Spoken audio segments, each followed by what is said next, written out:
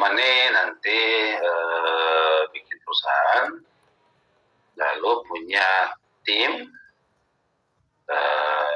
timnya itu bukan hanya berlima atau berapa, kemudian menetapkan gaji dari masing-masing personil dengan jabatan yang berbeda. Nah,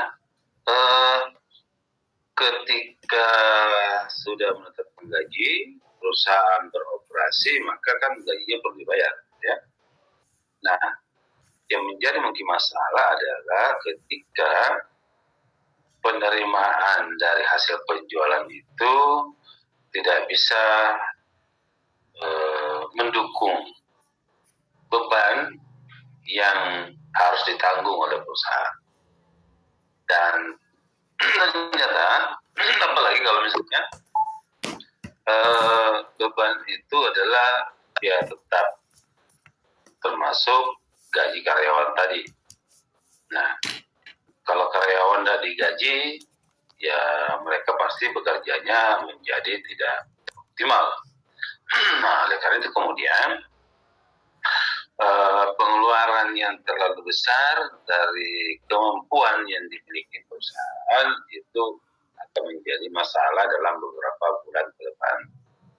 Ya, bulan pertama mungkin belum, kedua belum, ya, karena masih ada kas, ada penjualan tapi belum berdampak besar. Nah, setelah beberapa bulan ya, itu terjadi dan penjualannya juga belum bagus, maka itu akan mulai muncul masalah. Ya. Yang ketiga adalah masalah mental, ya. Nah, tadi kemudian kita lihat, jadi 80% itu ya dari sisi mental yang kurang kuat. Ya, ketika tadi ya pada fase awal-awal di mana penjualannya masih belum normal, kurang, sementara pengeluaran menuntut terus gitu ya. Nah, tiba satu fase di mana merasa tidak mampu lagi, maka boleh jadi dia berhenti, ya, karena beratnya tekanan itu.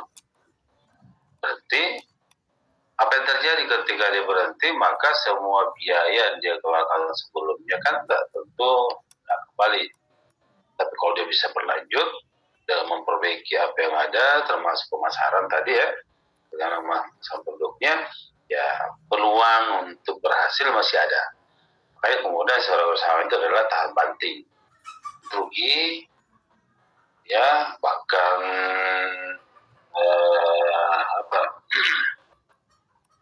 ya, rugi besar ya misalnya, tapi dia tetap berjalan.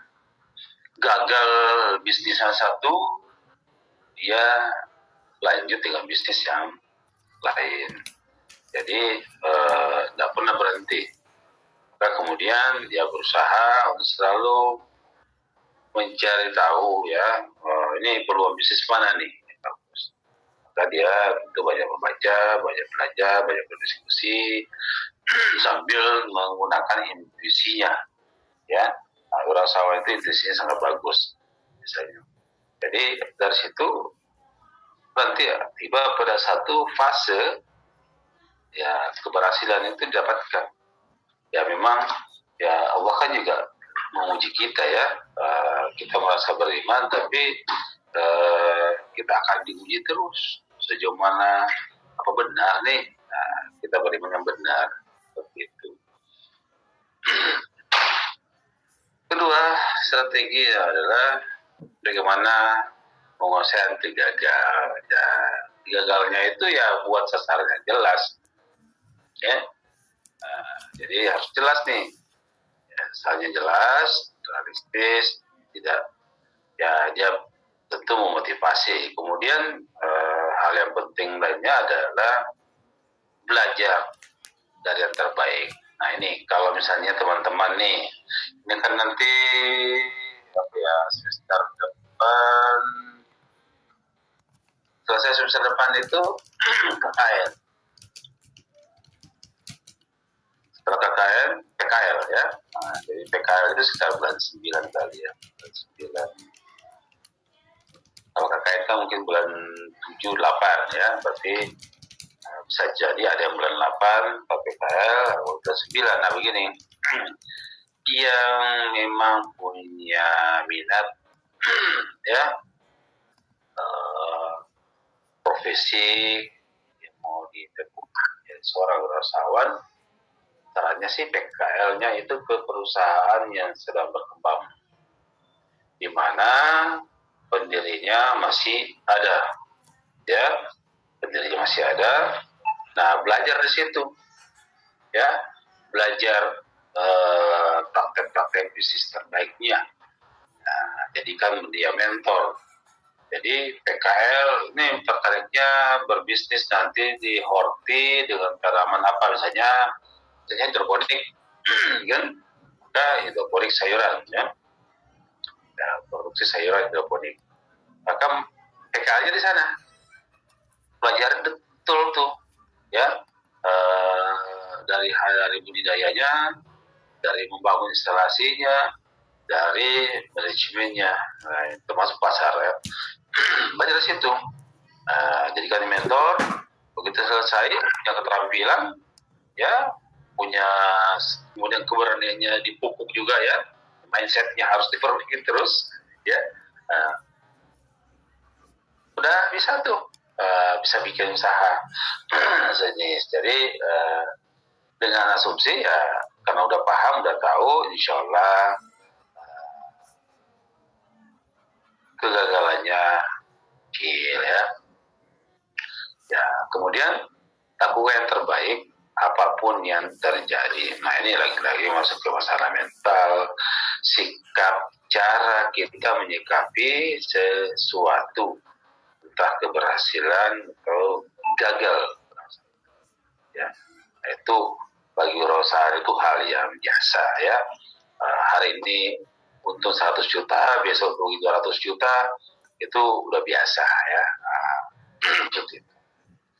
Nah, kemudian ya kenali rahasia permainan dalam menjalankan bisnis. Ya, intinya sih sebenarnya apa? Pasar itu butuh apa? Pasar itu kan konsumen ya. Jadi balik lagi tadi, harus dipahami dengan benar siapa konsumen kita. Nah, kalau kita bicara pasar butuh apa hari ini, tentu hari ini dan ke depan. Nah, atau apa masalahnya ya, apa yang dibutuhkan ya. Teman-teman ya menyiapkan itu, sehingga ketika memilih satu komoditi misalnya atau jenis bisnis ya, ternyata sudah fair dari sisi pasar siap menerima ya. Nah, sama dengan yang kami sedang rintis di Sumsel itu, pasarnya sudah ada jagung itu. Ya, yang calon-calon pembelinya itu adalah ya raja-raja utamakan ya. Ya, teman-teman sudah tahu lah ya, siapa pemain besar, kayak misalnya. Kemudian kenali pasar dan peluangnya ya. Nah, kenali pasar dan peluangnya. Terus kemudian harus betul-betul menjual produk yang dibutuhkan oleh pasar dalam jumlah yang cukup besar. Kenapa? Ya, makanya teman-teman, kenapa usaha kecil yang teman-teman lihat hari ini 5 tahun ke depan masih kecil juga, ya, tidak besar-besar gitu ya, tidak bertumbuh-berkembang, ya, karena cara berpikirnya seperti itu, ya. Maka kemudian ya harus berpikir dari kecil gimana menjadi besar, ya. Nah, besar itu kalau produk yang kita jual itu dibutuhkan oleh pasar yang luas. Nah, itu juga yang kemudian dipertimbangkan ketika kita mensegmentasi pasar. Jadi mana yang segmen pelanggan kita ini yang paling potensial ya untuk jangka panjang. Jadi buat produk ya kalau gerasi ya, tapi kan kita tidak bicara seperti itu. Ya, kita bicara baik itu produk segar, kemudian ataupun olahan ya, yang mana atau mungkin jasa ya, jasa layanan peminjaman alsintan. Ya, misalnya di satu wilayah jagung misalnya berkebunan jagung ya, satu kabupaten kecamatan produk utamanya jagung. Nah, selama ini petani-petaninya itu hanya menjual jagung dalam bentuk tongkol ya, hasil panen petani. Jadi kering panen. Tapi kan untuk bisa menjual, meningkatkan nilai tambahnya, petani itu kan selayaknya menjualnya dalam bentuk pipil. Nah, di sini biasanya ada masalah dari sisi pengeringan, apalagi kalau seperti sekarang ini kan.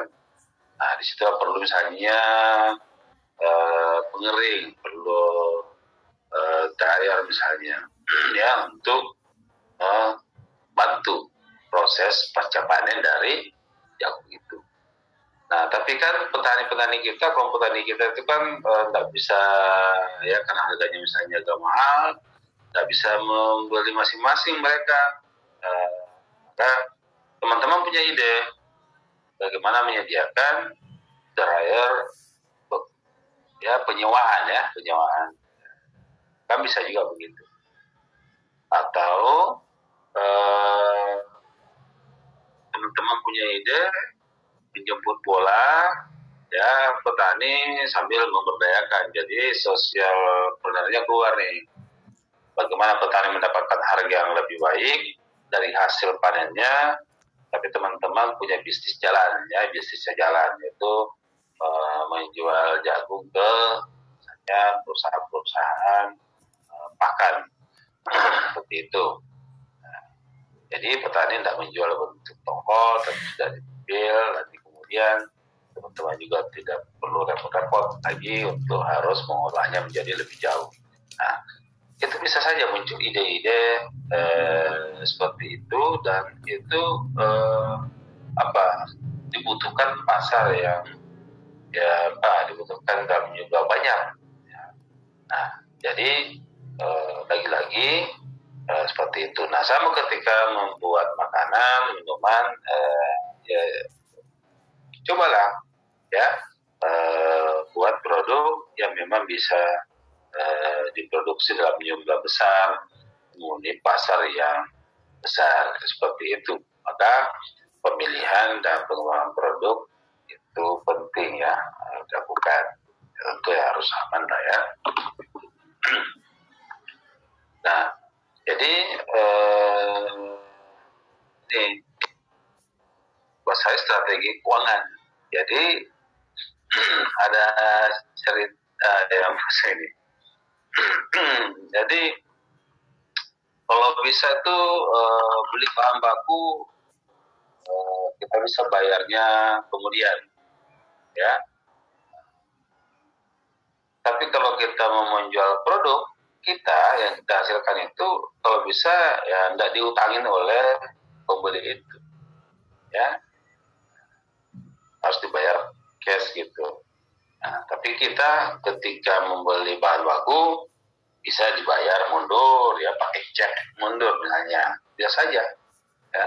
Nah, jadi bagaimana kita mengoptimalkan pengeluaran ya dalam bertransaksi, bisa barter ya, bisa juga membayar tenaga kerja itu berdasarkan kinerjanya, hasilnya, sehingga lebih efisien misalnya.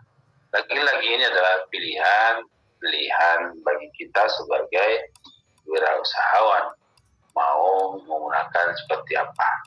Tapi intinya adalah bagaimana agar ya proses bisnis kita itu efisien ya, sehingga bisa menghasilkan margin yang lebih besar. Nah, ini biasa ada masalah di ya, katakanlah sekarang teman-teman ini berlima ya, teman-teman berlima nih, saya ini karena satu kelas nih ya, sahabat. Nah, tapi ternyata dalam perjalanan ada satu dua sahabat ini yang kurang perform gitu ya. Ini dilema juga oleh Pak Dirut. Ini mau dipecat sahabat baik saya yang sama-sama membangun. Nah, itu menjadi dilema. Tapi ya bagaimanapun sebagai bisnis, sebagai pengelola penanggung jawab harus mengambil satu keputusan ya. Tidak boleh berlama-lama membiarkan ada yang tidak melaksanakan tugas dengan tidak menghasilkan satu kinerja yang seharusnya seperti itu. Nah, jadi merekrut staf itu menjadi penting. Kemudian bagaimana memotivasi mereka dengan memberikan bonus bagi mereka punya kinerja yang lebih baik seperti itu ya. Nah, rahasia sukses lebih cepat nih untuk para perintis bisnis ya. Jadi ya intinya adalah ya bikin skala prioritas ya untuk diselesaikan ya. Jadi berdasarkan prioritas itu diselesaikan satu-satu, termasuk dalam memilih nih pasar utama end user atau pasar industri. Nah, itu ada pilihan-pilihan di situ ya. Ya,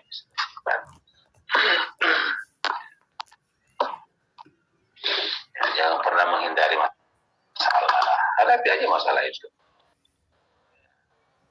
Jadi ketika Anda punya kewajiban, ya bagaimana agar menghasilkan lebih banyak dibanding dengan kewajiban teman-teman yang harus dibayar, harus dikembalikan. Nah, karena itu ya harus punya strategi ya.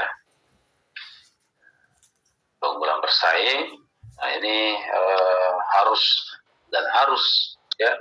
Nah, kalau bisa jangan yang bukan yang mudah ditiru oleh para pesaing. Salah satu keunggulannya itu kan misalnya dari SDM ya, punya SDM yang mumpuni di bidang produksi kue brownies ya, misalnya lakukan, atau di bidang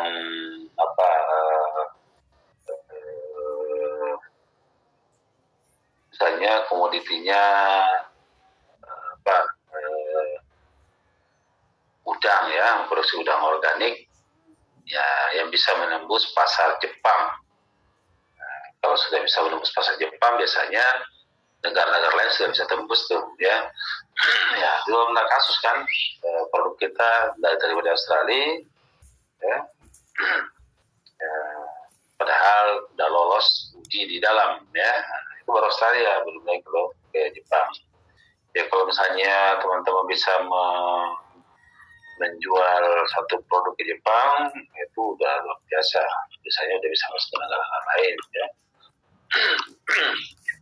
Total kepangan. Ya, bikin perencanaan dan monitor hasilnya. Teman-teman kan sudah bikin perencanaan, nanti gimana hasilnya setelah diterapkan ya itu perlu dimonitor. Kuasai strategi pendanaan ya. Kalau untuk mulainya ya bagusnya sih dari sendiri sambil berjalan kemudian mengembangkan, soalnya ya tentu perlu dipikirkan ya bagaimana pendanaan. Tapi intinya adalah kalau baru mulai itu tentu lebih aman kalau dari sumber internal ya, belum harus memikirkan untuk membayar utang di bank misalnya. Tapi kalau itu perlu dilakukan dan layak, ya kenapa tidak, ya seperti itu. Nah, intinya ya, inti permainan bernama marketing itu kita mengenal 4P, 7P ya. Kalau di sini misalnya di P itu people, di mana kita memberikan layanan hanya dengan baik, bukan hanya sekedar produk yang berkualitas, harga yang bersaing, lokasi yang mudah diakses, kemudian promosi kita yang betul-betul bisa menjangkau segmen kita targetkan seperti itu ya, termasuk lokasinya ya, gimana itu perlu untuk dilakukan. Nah, harapannya adalah ini benar-benar dipakai ketika merancang ya, di dalam perencanaan bisnis teman-teman sudah ada tuh ya, insya Allah. Nah, kemudian kenali dan kuasai 5 siklus marketing. Ya. Jadi sebenarnya kan apapun strategi yang kita rancang, yang kita desain, ya, ujungnya adalah bagaimana agar produk, barang dan atau jasa yang kita produksi, yang kita tawarkan itu ada pembelinya. Ya, katakanlah pembeli baru. Di dalam satu industri pasar itu kan ada banyak perusahaan sama dengan kita, ya. Nah, mereka berusaha mempengaruhi pembeli-pembeli yang ada di wilayah yang disasar itu. Nah, tetapi kita perlu selalu yakin bahwa walaupun sudah banyak perusahaan di dalam, tetapi ada segmen tertentu, ya ada relung pasar tertentu yang bisa digarap. Nah, karena itu bagaimana kita untuk bisa mendapatkan pembeli baru. Nah, pembeli baru itu berarti mereka yang belum membeli produk-produk yang sudah ada. Mungkin dia punya preferensi yang berbeda dengan apa yang sudah ada. Ya, bisa kualitasnya, fitur-fiturnya, bisa harganya, bisa layanannya, ya itu macam-macam. Nah, bagaimana kemudian pembeli baru ini menjadi pelanggan kita? Nah, berarti harus dipenuhi apa yang menjadi kebutuhan dari pelanggan itu. Ya, misalnya teman-teman kan menyediakan satu produk makanan, mereka betul-betul membutuhkan itu, ya. Dengan membeli produk itu, masalah mereka selesai dan mereka cocok dengan apa? Cocok dengan kualitasnya, cocok dengan harga, sistem pelayanannya, jaminan penjualnya, dan lain-lain seperti itu. Tenang kan?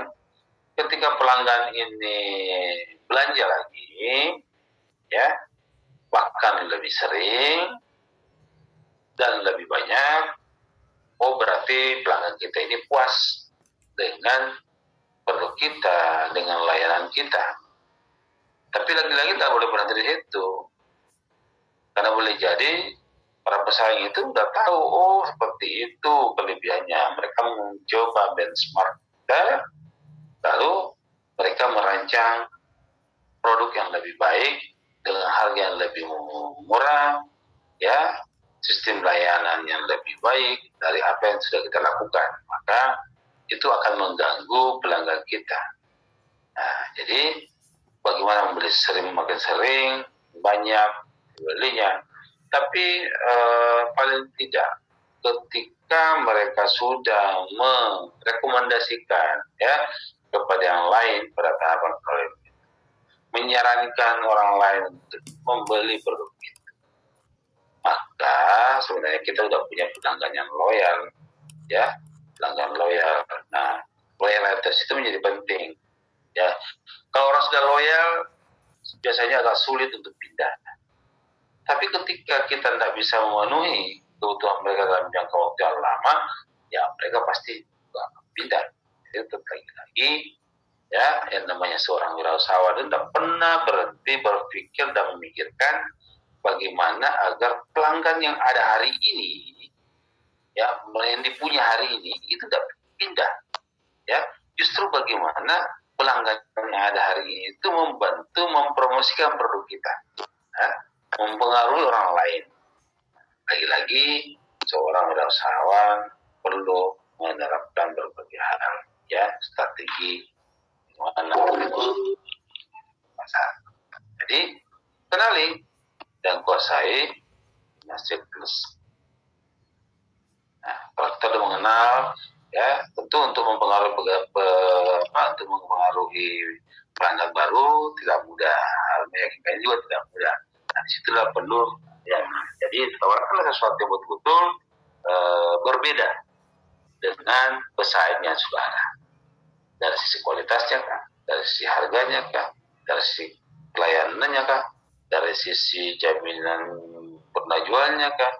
Ya, dari layanan-layanan apa yang diberikan yang membuat mereka mau membeli produk kita secara berjutaan, makin sering, makin banyak, bahkan membantu kita mempromosikan produk kita kepada temannya, kepada keluarganya, kepada relasi bisnisnya, ya, atau komunitasnya.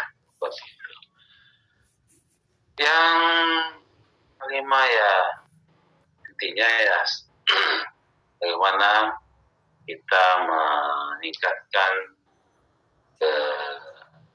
penjualan ya dari produk kita punya, terus membuat pembeli baru berebut penawaran Anda, karena tadi itu ya kelebihannya itu udah produknya bagus, harganya bisa lebih murah ya. Nah, berarti ada dong strateginya, ya gitu ya. Terus kemudian ya, ubah pembeli baru menjadi pelanggan yang tadi itu ya, yang itu. Lalu bagaimana dia membeli, sering membeli, lebih banyak lagi dibelinya, dan seterusnya. Jadi ya balik lagi yang tadi ya, bagaimana pelanggan kita itu bisa puas sehingga bisa memberi rekomendasi, menyarankan orang lain untuk memakai. Jadi, ya. Jaga dan pelihara mesin penghasil uang Anda. Apa itu? Keunggulan bersaing, ya. Jadi kita harus punya keunggulan bersaing. Ya. Nah, sebelum lanjut ke situ, saya ingin memanggil dulu ya.